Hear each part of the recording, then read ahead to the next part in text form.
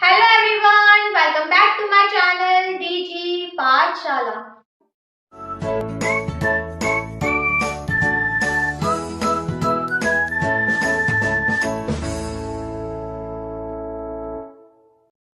Guys, आज की video का टॉपिक है manufacture of ammonia bye Haber's process. तो गाइस इस वीडियो में मैं आप लोगों को पूरा जो हेबर्स प्रोसेस है वो समझाने वाली हूँ। तो चलिए स्टार्ट करते हैं।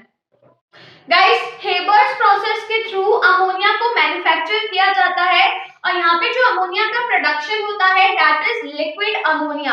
तो गाइस पूरा हेबर्स प्रोसेस हम समझने वाले हैं कि क्या क्या रिएक्टेंट्स यूज होते हैं, क्या रिएक्शन होती है, क्या कंडीशंस रहती हैं, क्या प्रोसीजर होता है, तो सारी चीजें हम समझने वाले हैं। तो गाइस सबसे पहले बात करते हैं कि हेबर्स प्रोसेस में कौन कौन से रिएक्टेंट्स यूज करे जाते हैं।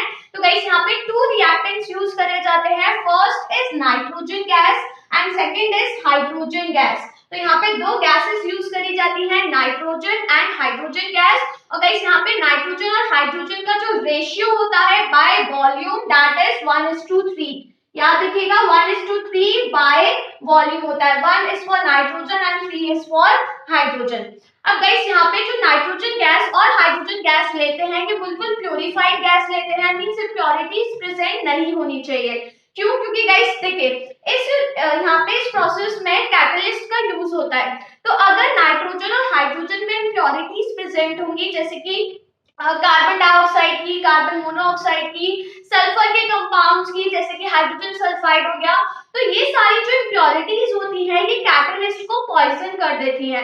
कैटलिस्ट को पॉइजन करने का मतलब है कि कैटलिस्ट का जो इफेक्ट होता है उसको कम कर देती है, रिड्यूस कर देती है। क्योंकि आपको पता है कि जो कैटलिस्ट होता है वो रिएक्शन की रेट को बढ़ाता है। तो अगर ये इम्प्योरिटीज प्रेजेंट होंगी तो ये कैटलिस्ट को पॉइजन कर देती है, मतलब कैटलिस्ट के इफेक्ट को रिड्यूस कर देती है। तो दैट्स व्हाई यहाँ पे नाइट्रोजन गैस और हाइड्रोजन गैस जो यूज करते हैं वो बिल्कुल प्योरीफाइड होती है, इसमें कोई भी इम्प्योरिटीज प्रेजेंट नहीं होती है।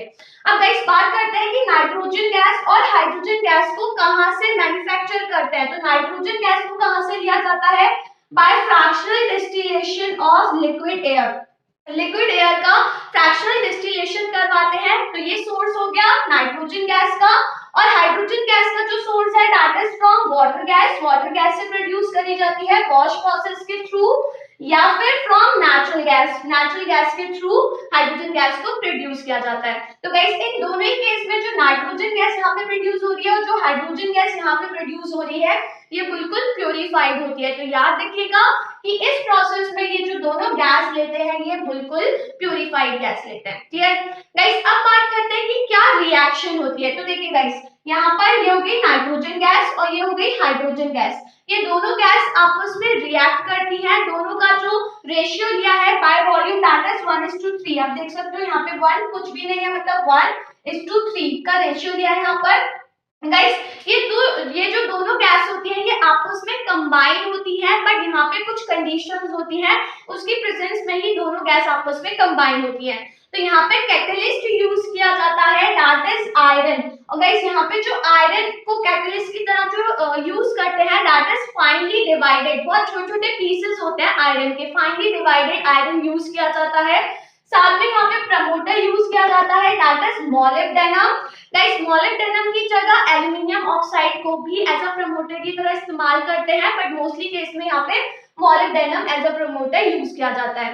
देन यहाँ पे टेम्परेचर हीट दी जाती है। टेम्परेचर जो यूज करते हैं that is 450 to 500 degree Celsius.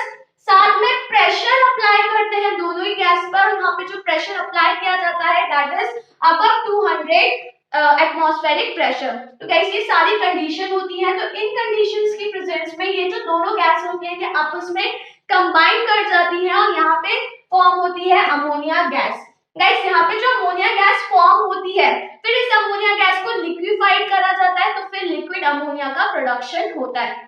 और गाइस ये जो रिएक्शन होती है ये एक्सोथर्मिक होती है। याद रखिएगा ये रिएक्शन कैसी है?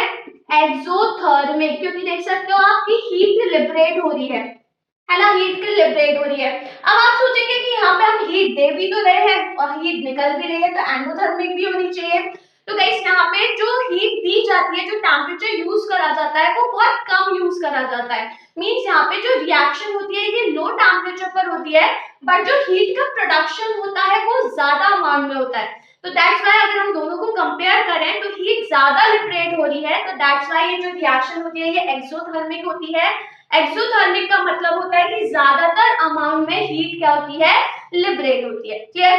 तो गाइस ये रिएक्शन है, बहुत इंपॉर्टेंट रिएक्शन है, याद रखिएगा, क्योंकि हेबर्स प्रोसेस में मेनली रिएक्टेंट्स पूछे जाते हैं, रिएक्शन पूछी जाती है और कंडीशंस पूछी जाती हैं। तो यही तीन मेन चीज आती है हेबर्स प्रोसेस में। अब गाइस पूरा प्रोसीजर आप लोगों को समझाती हूँ कि क्या प्रोसीजर रहता है, तो डायग्राम की हेल्प से हम पूरा प्रोसीजर समझेंगे। गाइस देखिए ये पूरा सेटअप होता है, डिफरेंट टाइप के यहाँ पे चैम्बर्स प्रेजेंट होते हैं। तो यहाँ पे एक साइड से ड्राई नाइट्रोजन गैस को पास करवाया जाता है, दूसरी साइड से ड्राई हाइड्रोजन गैस को। जो दोनों गैस यहाँ पे पास करवाते हैं वो बिल्कुल ड्राई होती है ना। तो देखिए एक साइड से यहाँ पे nitrogen gas, that is dry nitrogen gas, और दूसरी साइड से ड्राई हाइड्रोजन गैस को पास करवा रहे हैं। अब ये दोनों गैस यहाँ पे आपस में मिल जाती है और ये गैस आपस में मिलकर यहाँ पर जाती है। गाइस ये है compressor, this is a compressor. अब यहाँ पे मिक्सचर हो गया नाइट्रोजन गैस और हाइड्रोजन गैस का, कंप्रेसर है। तो गाइस जो कंप्रेसर होता है यहाँ पे प्रेशर अप्लाई करता है, तो यहाँ पे जो प्रेशर होता है that is above 200 atmospheric pressure. तो गाइस दोनों गैस यहाँ पे कंप्रेस हो जाती है क्योंकि यहाँ पे प्रेशर अप्लाई करते हैं अबव 200 एटमॉस्फेरिक प्रेशर। तो गाइस दोनों गैस यहाँ पे क्या हो गई, कंप्रेस हो गई, है ना। अब क्या होगा, यहाँ पे दोनों गैस कंप्रेस होती है तो फिर दोनों गैस यहाँ से निकली और ये गई इस वाले चैम्बर में। और गाइस ये जो चैम्बर होता है इस चैम्बर को कहते हैं electrically heated catalytic chamber. Guys इस चैम्बर में टेम्परेचर भी दिया जाता है और साथ में यहाँ पे कैटलिस्ट और प्रमोटर यूज करे जाते हैं, है ना। ये जो पहला था ये कंप्रेसर था, इस कंप्रेसर ने क्या करा, दोनों ही गैस पर प्रेशर अप्लाई करा। अब क्या होगा, जो गैस है वो इधर आई, इस वाले चैम्बर में आई। गाइस इस चैम्बर में कैटलिस्ट प्रेजेंट है that is finally divided iron, promoter present है दैट इज मोलिब्डेनम, और गाइस साथ में यहाँ पे हीट दी जाती है और जो टेम्परेचर होता है that is 450 to 500 degree Celsius. तो यहाँ हीट दी गई। गाइस इन सभी कंडीशन की प्रेजेंस में ये जो दोनों गैसेस है ये आपस में कंबाइन हो गई, और गाइस कंबाइन हो गई तो क्या प्रोड्यूस हो गई, अमोनिया गैस। अब क्या होता है, ये जो अमोनिया गैस प्रोड्यूस हो रही है फिर ये यहाँ से निकलकर इस वाले चैम्बर में आती है। गाइस इस चैम्बर को कहा जाता है कूलिंग चैम्बर। अब इस चैम्बर में क्या होता है, जो अमोनिया गैस होती है वो लिक्विफाइड होती है। अब गाइस यहाँ पे एक और चीज समझिएगा कि इस वाले चैम्बर में ऐसा तो है नहीं कि जितनी नाइट्रोजन और हाइड्रोजन गैस है वो पूरी तरह ही कंबाइन कर जाएगी और पूरी तरह अमोनिया गैस फॉर्म हो जाएगी, ऐसा तो होगा नहीं। ऑब्वियसली बहुत सारी नाइट्रोजन और हाइड्रोजन गैस ऐसी होगी जो रिएक्ट नहीं करेगी, है ना। तो गाइस यहाँ से नाइट्रोजन गैस भी आती है, हाइड्रोजन गैस भी आती है जो कंबाइन नहीं करी है, और अमोनिया गैस भी होती है ना। तीनों टाइप की गैसेस होती हैं। अब गाइस यहाँ पे क्या होता है, यहाँ तीनों टाइप की गैसेस आई, जो अनरिएक्टेड नाइट्रोजन और हाइड्रोजन गैस होती है वो दोबारा रिसाइकिल कर जाती है। मींस दोबारा इसका बैकफ्लो होता है, यहाँ पे पाइप कनेक्ट होता है तो दोबारा ये अगेन इस वाले चैम्बर यहाँ पर आ जाती है, फिर अगेन ये पूरे प्रोसेस में दोबारा आ जाती है। कौन सी, जो अनरिएक्टेड नाइट्रोजन और हाइड्रोजन गैस होती है, ठीक है।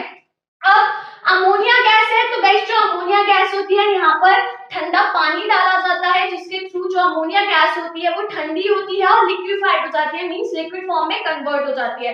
तो यहाँ पे ये लिक्विड अमोनिया का प्रोडक्शन हो गया। तो देखिए ammonia gas is cooled to liquefied the gas, जो अमोनिया गैस है उसको ठंडा किया जाता है ताकि वो लिक्विड फॉर्म में कन्वर्ट हो जाए। तो यहाँ पे लिक्विड अमोनिया का फॉर्मेशन हो जाता है। अब आप लोग यहाँ पे सोच रहे होंगे कि जो नाइट्रोजन गैस आई और हाइड्रोजन गैस आई तो वो क्यों नहीं लिक्विफाइड हुई, वो यहाँ पे बैकफ्लो क्यों कर गई, और जो अमोनिया गैस है वो लिक्विफाइड हो गई, वो बैकफ्लो क्यों नहीं करी। तो गाइस यहाँ पे भी रीजन है कि जो अमोनिया गैस होती है वो जल्दी लिक्विफाइड हो जाती है एज कंपैरिजन टू नाइट्रोजन और हाइड्रोजन गैस, है ना। तो ये चीज याद रखिएगा कि जो अमोनिया गैस है वो जल्दी लिक्विफाइड हो जाती है नाइट्रोजन और हाइड्रोजन गैस से।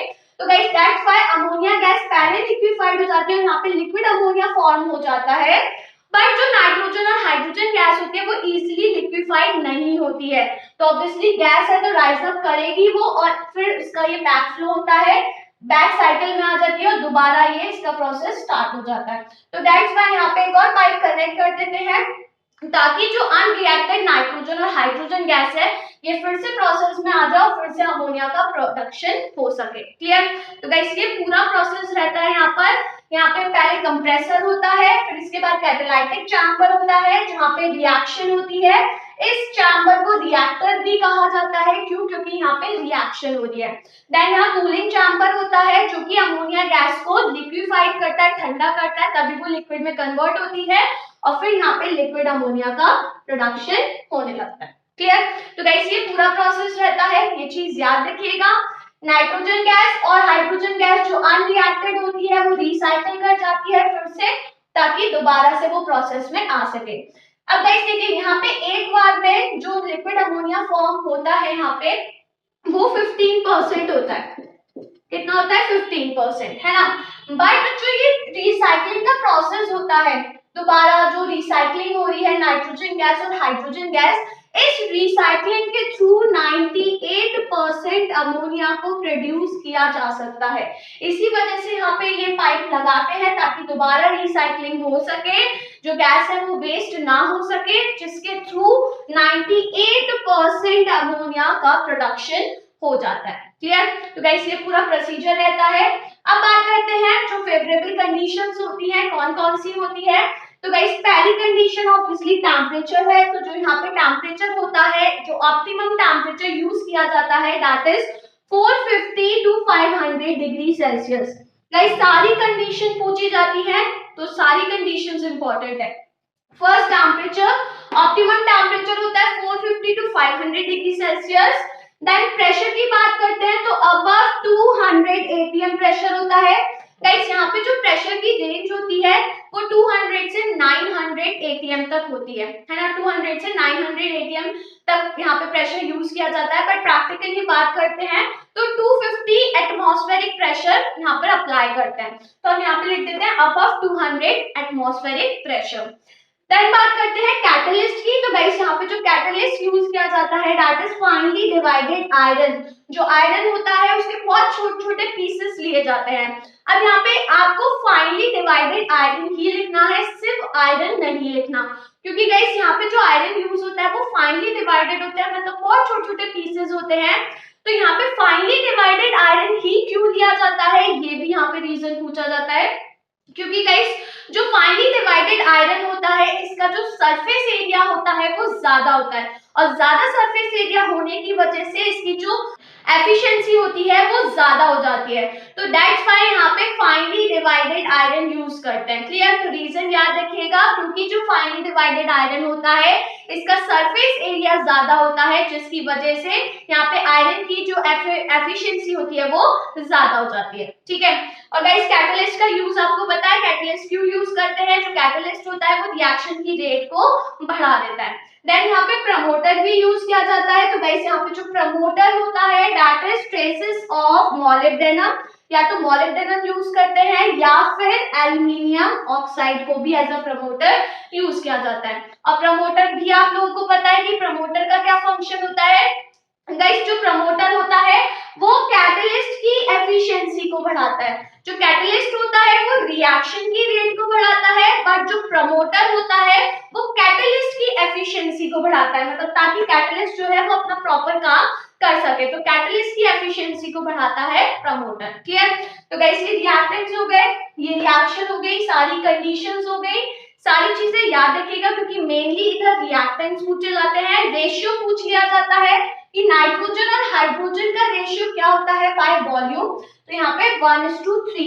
गाइस बट अगर ऐसे पूछा जाए कि हाइड्रोजन और नाइट्रोजन का रेशियो क्या होता है तो 3:1 हो जाएगा। अगर नाइट्रोजन इज टू हाइड्रोजन पूछ रहे हैं तो 1:3, और अगर हाइड्रोजन इज टू नाइट्रोजन पूछ रहे हैं तो 3:1। तो ये चीज याद रखिएगा कि पहले कौन सा आ रहा है, जो पहले आ रहा है उसका आप पहले लिखेंगे, है ना। तो ये चीज याद रखिए। देन रिएक्शन इंपॉर्टेंट है गाइस, जब भी आप रिएक्शन लिखें, देखिए ये जो रिएक्शन होती है ये रिवर्सिबल रिएक्शन होती है, एक्सोथर्मिक होती है, क्योंकि जो हीट का प्रोडक्शन होता है वो ज्यादा अमाउंट में होता है। गाइस स्टार्टिंग में यहाँ पे टेम्परेचर दिया जाता है, हीट दी जाती है, पर बाद में हीट देने की रिक्वायरमेंट नहीं होती है। क्यों? क्योंकि ऑब्वियसली यहाँ पे हीट प्रोड्यूस हो रही है, तो ये जो हीट प्रोड्यूस होती है ये यहाँ पे इन दोनों को कंबाइन करवाने में हेल्पफुल हो जाती है। तो स्टार्टिंग में टेम्परेचर देना पड़ता है ताकि दोनों गैस आपस में कंबाइन हो सके, बट बाद में जैसे ही जो रिएक्टेंट्स होते हैं वो गर्म हो जाते हैं तो फिर हीट देने की रिक्वायरमेंट नहीं होती है, क्योंकि ऑब्वियसली यहाँ पे हीट का प्रोडक्शन हो ही रहा है। तो जो टेम्परेचर रखते हैं वो इसके बीच में ही टेम्परेचर रखा जाता है। क्लियर? तो ये जो रिएक्शन होती है वो एक्सोथर्मिक होती है। गाइस जब भी ये रिएक्शन लिखे तो रिएक्शन के साथ यहाँ पे कंडीशन भी लिखना है, जो एरोज है इसके ऊपर आपको कंडीशंस भी लिखनी है। ठीक है, जब भी रिएक्शन लिखे तो कंडीशंस को लिखना मत भूलिएगा। और जब भी कंडीशंस पूछी जाए, मेनली सारी कंडीशंस पूछी जाती है, तो आपको ये चारों कंडीशंस यहाँ पे मेंशन करना पड़ेगा। क्लियर? तो गाइस ये पूरा हो गया हेबर्स प्रोसेस, याद रखिएगा सारी चीजें, और गाइस इसको नोट कर लीजिए।